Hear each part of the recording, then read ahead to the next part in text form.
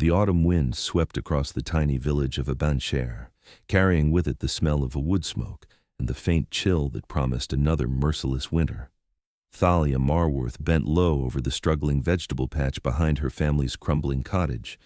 Her hands were raw from work, her dress patched so many times it looked more thread than cloth.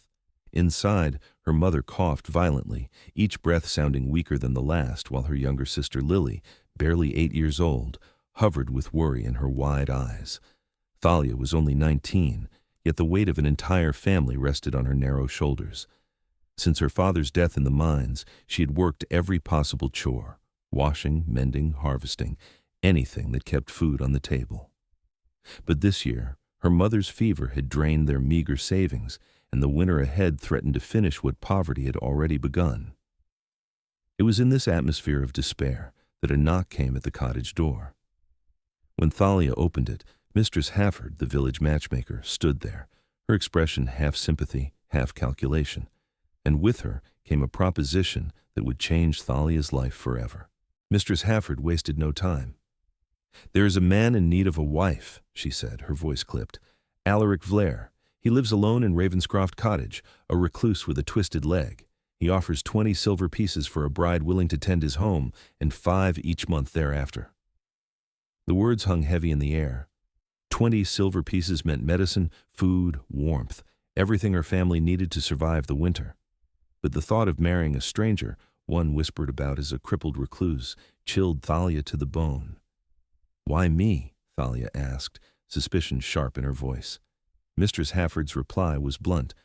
"Because you are hard-working, desperate enough not to ask questions, and he does not seek beauty or wealth. He seeks practicality." That night, Thalia sat by the hearth, staring into the dying flames as her mother whispered, "You cannot marry a stranger." "I cannot watch you die either," Thalia answered softly. When dawn came, she found Mistress Hafford at the village well.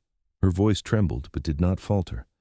"I will marry him, but I want the silver given directly to my mother." And so it was arranged.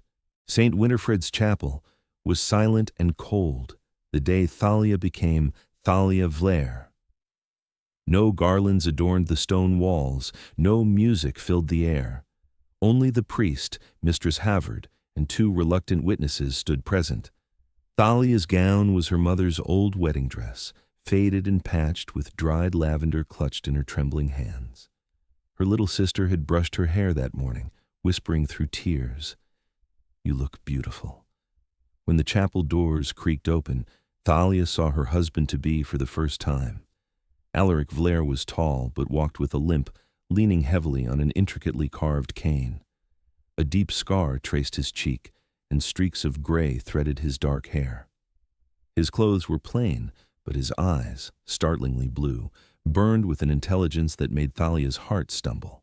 The vows were spoken quickly. When the priest commanded a kiss, Alaric merely brushed his lips against her forehead, formal, distant.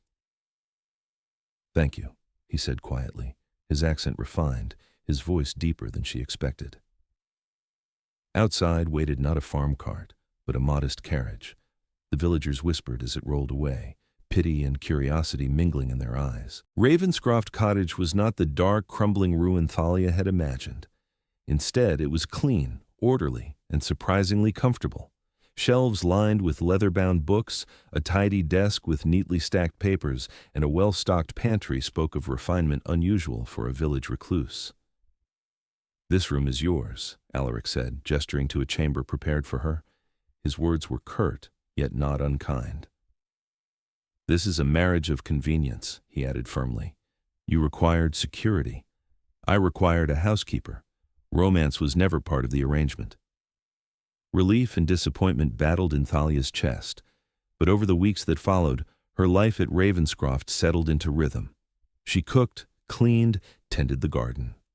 Alaric spent long hours at his desk, writing letters or reading aloud histories and poems she had never heard before.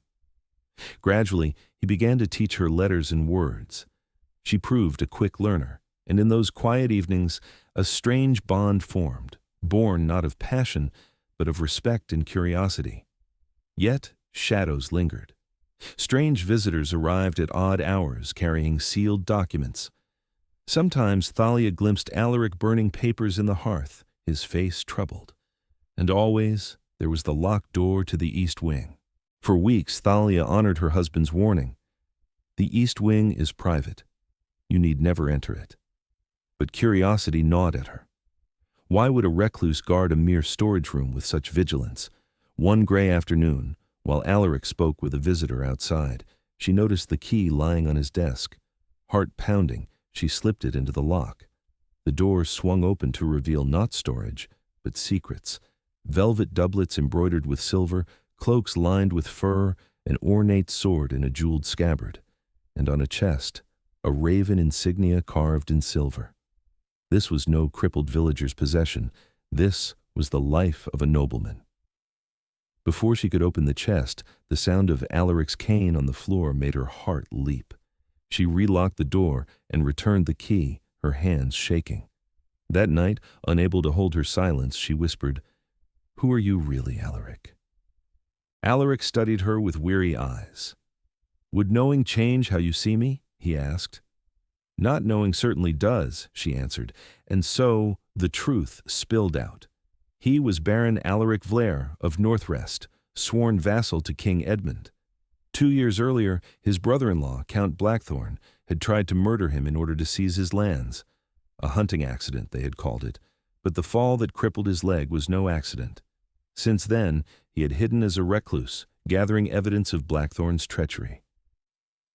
"At first, you were only part of the disguise," he admitted, "but now you are the unexpected chapter in a story I thought finished." Thalia's heart ached with conflicting emotions, fear, betrayal, and something else she dared not name.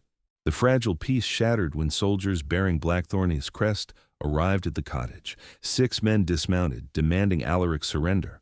But the man who stepped forward was not a broken recluse. Straightening with pride, signet ring glinting in the firelight, Alaric declared, "I am Baron Alaric Vlare, rightful lord of Northrest." When the captain sneered at Thalia, dismissing her as a peasant, she stepped forward boldly. "I am Baroness Thalia Vlare of Northrest, and you trespass on our land." Her voice rang with a confidence she did not know she possessed. The soldiers faltered, doubt flickering in their eyes. Even Alaric looked at her with newfound respect. That night, with soldiers unwilling to risk defying a noble title outright, Alaric and Thalia fled under cover of escort, bound for Westmere and then the royal court. The journey was long, but when they entered King Edmund's marble hall, all whispers fell silent. "The dead baron returns," murmured the courtiers, "and with a peasant bride." Count Blackthorn's face twisted in shock as Alaric limped forward. Evidence was laid bare, ledgers, letters, and testimony of smuggling and treachery. Thalia stood tall beside her husband, enduring the sneers of nobles with quiet dignity. When Blackthorn mocked her origins, Alaric silenced the court. "My wife was born without privilege, yet possesses more nobility of spirit than any here. She married a crippled stranger to save her family. She stood against armed men without flinching. I would match her worth against yours any day." The king's judgment was swift. Blackthorn was stripped of title and lands, imprisoned for his crimes. Northrest was restored to Alaric. And as they stepped into the sunlight outside the court, Alaric turned to his wife. "Life as a baroness will not be simple," he warned. "I did not marry you for simplicity," Thalia replied softly. "At first I married you for survival. Now I stand with you for love." Alaric's laugh was warm as he kissed her hand. "My practical baroness, Northrest has never had a worthier lady." And together, the once peasant girl and the hidden baron walked toward a future neither could have imagined.